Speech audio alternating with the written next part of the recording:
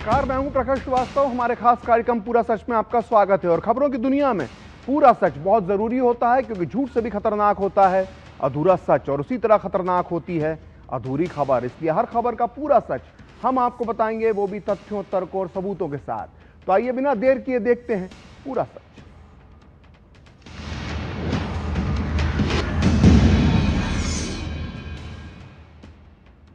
तो बिहार विधानसभा चुनाव जब शुरू हुआ था, तब यह अनुमान लगाना मुश्किल था कि इस बार सबसे बड़ा चुनावी मुद्दा क्या होगा, वोटर्स किस मुद्दे पर वोट डालेंगे और इसका संभावित असर क्या हो सकता है।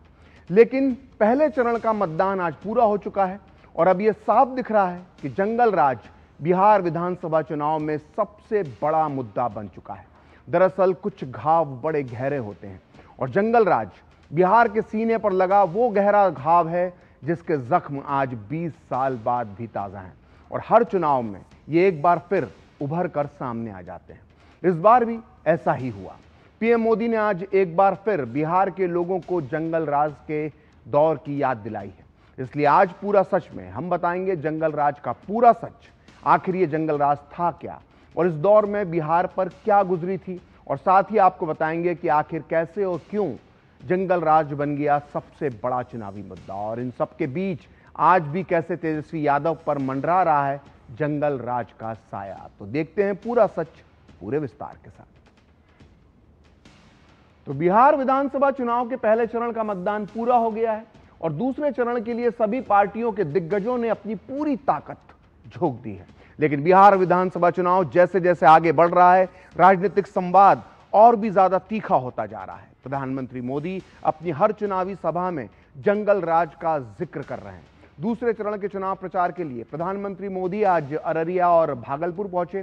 दोनों ही जनसभाओं में पीएम मोदी ने जंगल राज के मुद्दे को फिर से उठाया और बिहार की युवा पीढ़ी को जंगल राज की याद दिलाते हुए उन्हें जंगल राज का मतलब भी समझाया। पीएम मोदी ने बताया कि 15 साल के जंगल राज में बिहार में ना तो एक्सप्रेसवे बने और ना ही पुल।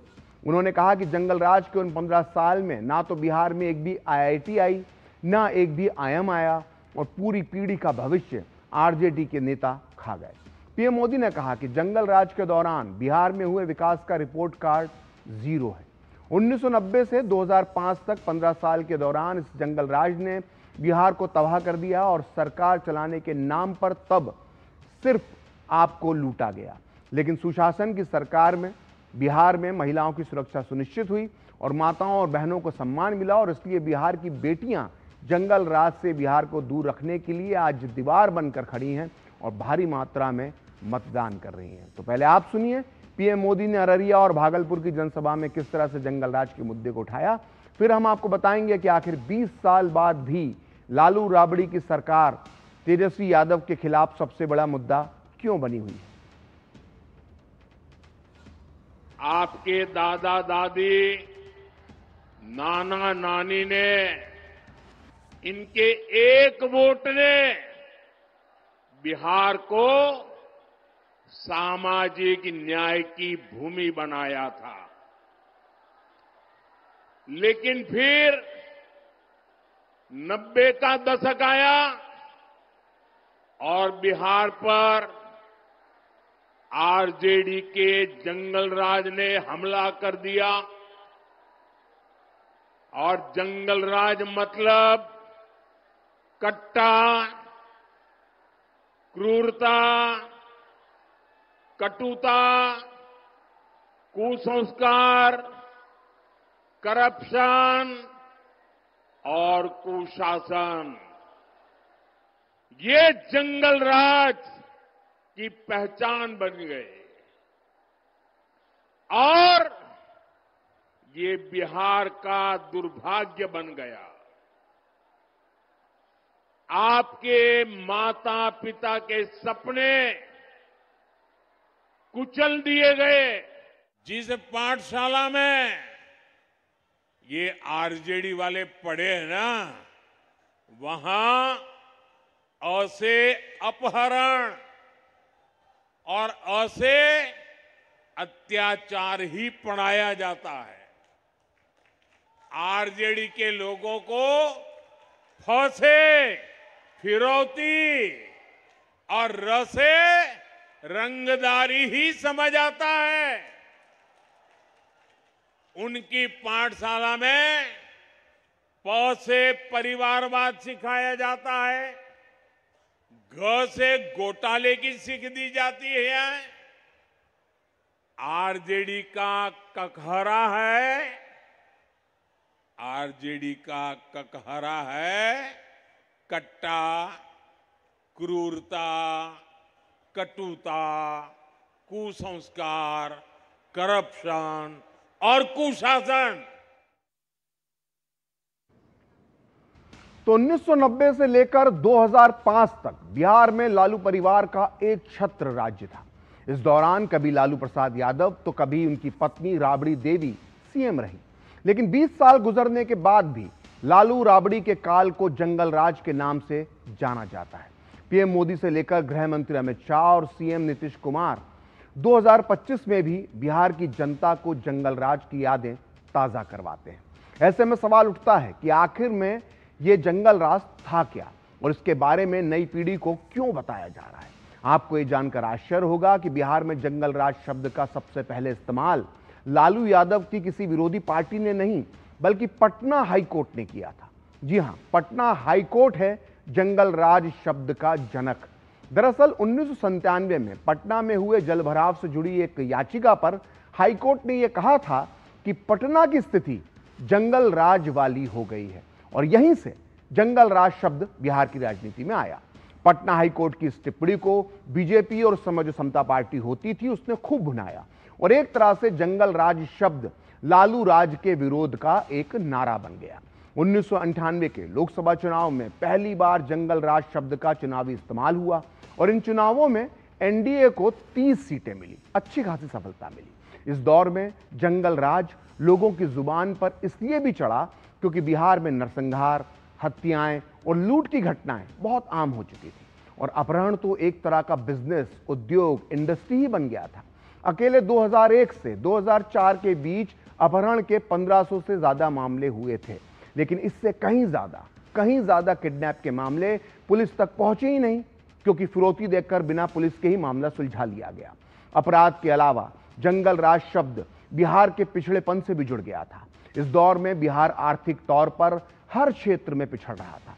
लालू के विरोधी कहते हैं कि जंगल राज के दौर में बिहार में विकास नाम की कोई चीज ही नहीं बची थी। पीएम मोदी ने भी आज ये बात कही है। लालू जब बिहार के सीएम बने तब बिहार में प्रति व्यक्ति आय राष्ट्रीय औसत का करीब 50% थी, यानी अगर 1000 रुपए कोई राष्ट्रीय औसत पर कमा रहा था तो बिहार में 500 रुपए कमा रहा था। और राबड़ी देवी जब सीएम पद से हटी यानी 2005 में तो बिहार की प्रति व्यक्ति आय राष्ट्रीय औसत का करीब 25% बची। मतलब अगर राष्ट्रीय औसत 1000 रुपए था तो बिहार में 250 रुपए बचा था, मतलब सीधे 500 से गिर के 250 रुपए पर आ गया, आधा से ज्यादा कम हो गया।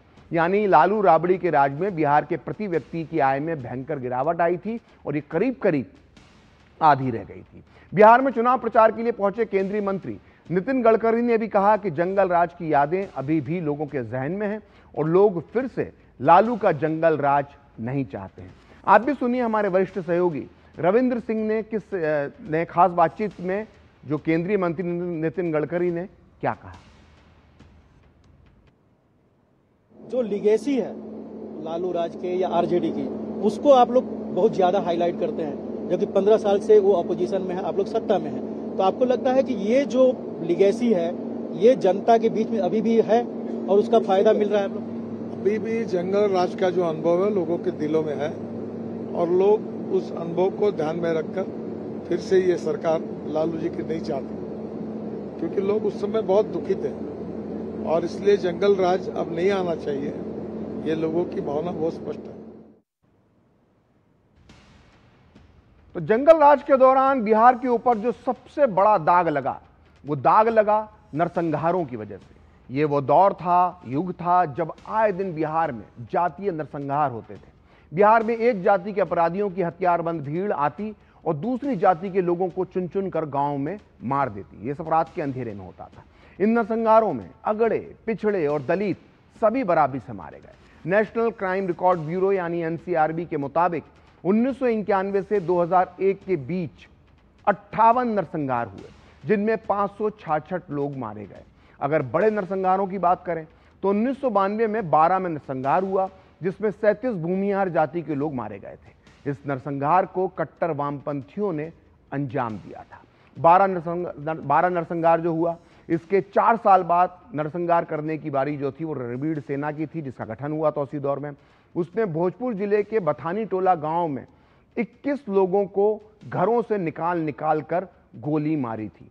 वहीं 1 दिसंबर 1997 को लक्ष्मणपुर बाथे में एक नरसंहार हुआ और इसमें 58 लोग मारे गए। ये बिहार के सबसे बड़े खूनी नरसंहार में से एक था। इसके बाद जहानाबाद में शंकर बिगहा गांव है, वहां पर 25 जनवरी 1999 की रात में 22 दलितों की गोली मारकर हत्या कर दी गई। शंकर बिगहा के जख्म जो थे वह भी भरे भी नहीं थे कि एक बार फिर नरसंहार हो गया। और वो तारीख थी 18 मार्च 1999, जब रात में माओवादियों ने सेनारी गांव में धावा बोलकर 40 लोगों को, जी हां 40 लोगों को एक साथ कतार में खड़ा किया और उनका गला काट दिया। इसके बाद बिहार के औरंगाबाद के मियाँपुर गांव में 16 जून 2000 को 35 लोगों की गला काटकर, गला रेत कर हत्या कर दी गई। यही वजह है कि केंद्रीय मंत्री अमित शाह ने आज पश्चिमी चंपारण की चुनावी रैली में लालू राबड़ी के घोटालों के साथ साथ उनके शासनकाल के दौरान हुए नरसंहारों की पूरी लिस्ट गिना दी। आप भी सुनिए गृह मंत्री अमित शाह ने किस तरह से बिहार की जनता के सामने जंगल राज का मुद्दा उठाया। जरा बताओ, लालू राबड़ी ने कुछ किया था क्या? जोर से बोलो, किया था? देखो भाई, आप लोग लालू जी के साथ अन्याय कर रहे हो। बुजुर्ग आदमी है, इसने भी काफी कुछ किया है। बताओ क्या किया है? नहीं किया है? चलो मैं पूछता हूं, आप बताना लालू ने किया है, बताओगे? चारा घोटाला किसने किया? एबी एक्सपोर्ट का घोटाला किसने किया? लक्ष्मणपुर बाथे नरसंहार किसने किया? बथानी टोला का नरसंहार किसने किया? 12 का नरसंहार किसने किया? शंकर बिगहा नरसंहार भी लालू ने किया, मियाँपुर नरसंहार भी उन्होंने किया। जमीन के बदले पैसा लेने का, नौकरी देने का घोटाला किया, अलग तरह घोटाला किया, चंपा विश्वास कांड किया, साहबुद्दीन का तेजाब हत्या कांड किया। भाइयों बहनों, आप चाहते हैं कि साहबुद्दीन जैसे बाहुबली फिर से खड़े हो? जरा जोर से बोलो, चाहते हैं क्या? हालांकि एनडीए के जंगल राज का जवाब महागठबंधन के नेता तेजस्वी यादव महाजंगल राज का आरोप लगाकर दे रहे हैं। इस बीच मोकामा के दुलारचंद यादव की हत्या ने तेजस्वी यादव को नीतीश सरकार पर हमले करने का मौका दे दिया है। वहीं विकास के बारे में पूछने पर वो अक्सर कहते हैं कि लालू यादव ने दबे कुचले लोगों को सामाजिक न्याय दिलाने का काम किया, जो उस समय की मांग थी। आप भी सुनिए जंगल राज के जवाब में तेजस्वी यादव के कुछ हालिया बयान। लगातार जो है महाजंगल राज की स्थिति बिहार में बनी हुई है। कोई ऐसा दिन नहीं बिहार में जहां गोलियां ना चल रही। ये प्रधानमंत्री जी को नहीं दिखता है। आप सब लोगों को बता देना चाहते हैं कि हम लोगों की सरकार जो है बनने जा रही है, महागठबंधन की सरकार बनने जा रही है। 14 तारीख को रिजल्ट आने वाला है। 18 तारीख को शपथ होगा और 26 नवंबर और 26 जनवरी के बीच में चाहे कोई जात के, कोई धर्म के, कोई भी अपराधी हो, बीच में खरवास आता है। इस खरवास में सभी अपराधियों को तेजस्वी जेल भेजने का काम करेगा। सख्त से सख्त जो है कार्रवाई की जाएगी। कई गवाह हैं, एफआईआर हुआ है। चश्मदीदों ने घटना जो है वो बताई है कि किसने किया, कौन कराया, किसने गोली मारी, किसने गाड़ी से रौंदा। लेकिन प्रशासन के लोग चुप है, कोई कार्रवाई नहीं की गई। यही है ना, गुंडों को, अपराधियों को संरक्षण कौन दे रहा है? और जंगलराज की बात कर रहे हैं ये लोग, जो इन लोगों ने अपराधियों को पाला पोसा बड़ा किया, केवल अपनी कुर्सी बचाने के लिए इस्तेमाल कर रहे हैं जो लोग, आज उन लोगों को संरक्षण दिया जा रहा है और वही लोग जंगलराज की बात कर रहे हैं।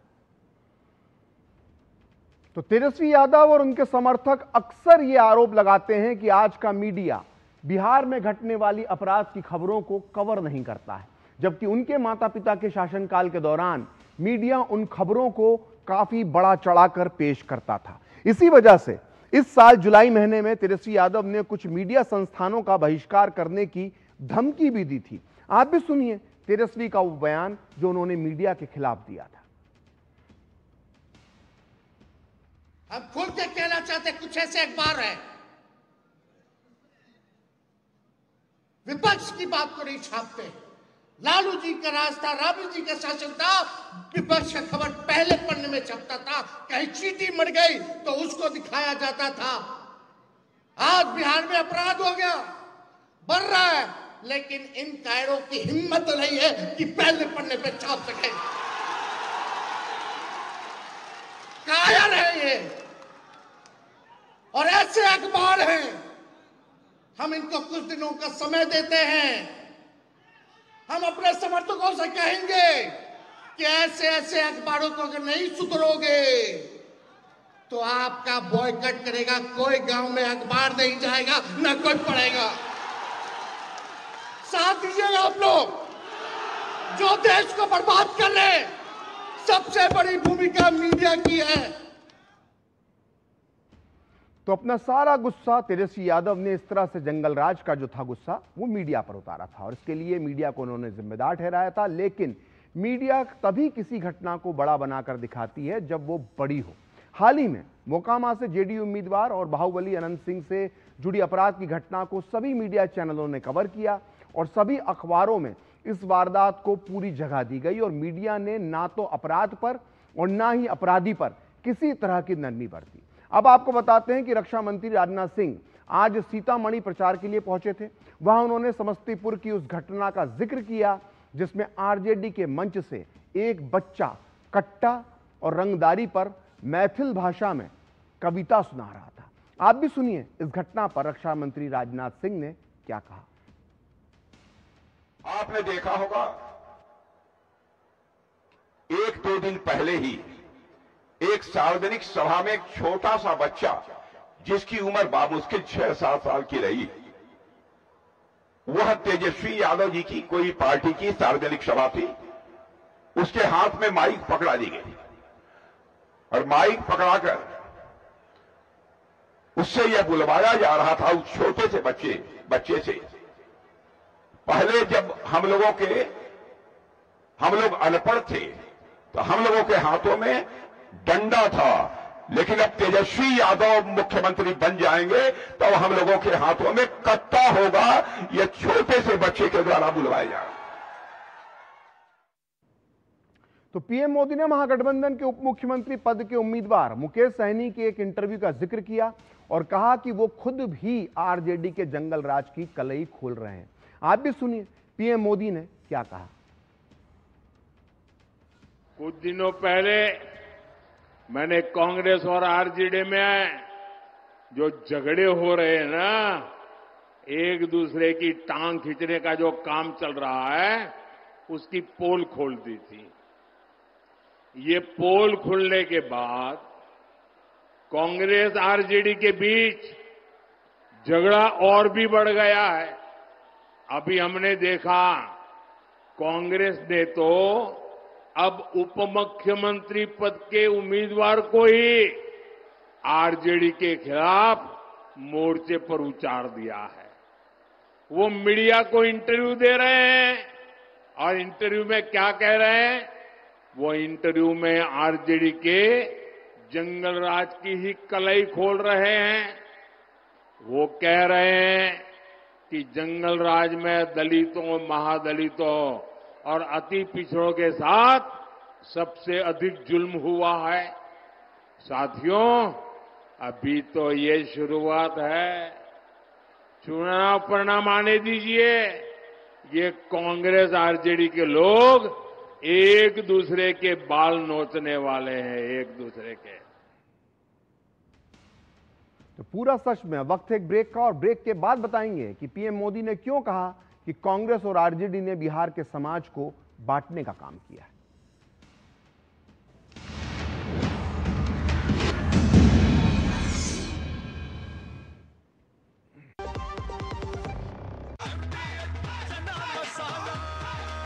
अब छोलिया हो या लोबिया, सफेद चने या काले चने, सबको मजेदार बने। MDH 80 करोड़ लोगों को मुफ्त राशन की सौगात है। एक नहीं, दो नहीं, ये 5 साल तक की बात है। मुफ्त में आपको अन्न मिलेगा, हर परिवार हर मंथ मिलेगा, कहीं भी किसी भी राशन की दुकान से मिलेगा। ये मोदी की गारंटी है। जी हाँ, प्रधानमंत्री गरीब कल्याण अन्न योजना के तहत 1 जनवरी 2024 से आने वाले 5 सालों तक गरीब और अंत्योदय परिवारों को हर माह मुफ्त राशन मिल रहा है। मुसीबतों की छुट्टी, मोदी की गारंटी।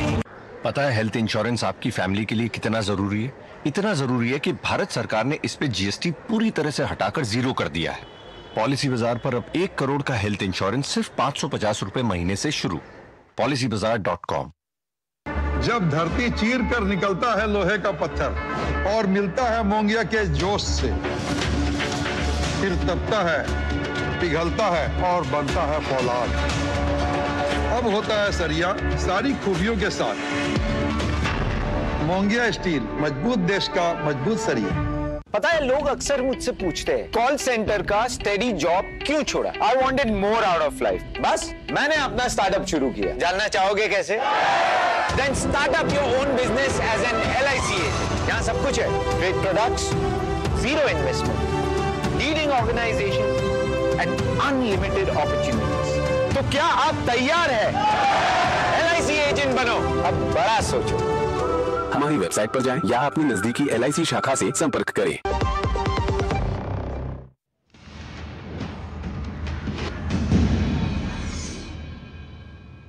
तो ब्रेक के बाद पूरा सच में आपका फिर से स्वागत है। और पीएम मोदी ने भागलपुर की जनसभा में आरजेडी के साथ साथ कांग्रेस को भी घेरा। उन्होंने कहा कि कांग्रेस और आरजेडी ने मिलकर बिहार के समाज को बांटने का भी काम किया है। आरजेडी ने बिहार की जातीय दंगों में झोंक दिया आरजेडी ने, तो कांग्रेस ने मजहबी दंगे करवाए। कांग्रेस और आरजेडी ने बिहार के समाज को भी बांटने का पाप किया है। आरजेडी ने बिहार को जातीय दंगों में झोंक दिया, तो कांग्रेस ने मजहबी दंगे करवाए, भड़काए। भागलपुर दंगों का दाग कांग्रेस अपने दामन से कभी नहीं छुड़ा पाएगी। जैसे सिखों के हत्या का दाग कांग्रेस के दामन से मिट नहीं सकता, वैसे ही भागलपुर के हत्याकांड का दाग कांग्रेस के दामन से कभी हट नहीं सकता। तो आज पूरा सच में इतना ही। कल फिर होगी आपसे मुलाकात अपने इस खास कार्यक्रम पूरा सच में किसी और सियासी मुद्दे की पड़ताल के साथ। तो मुझे और मेरी पूरी टीम को दीजिए अनुमति। नमस्कार।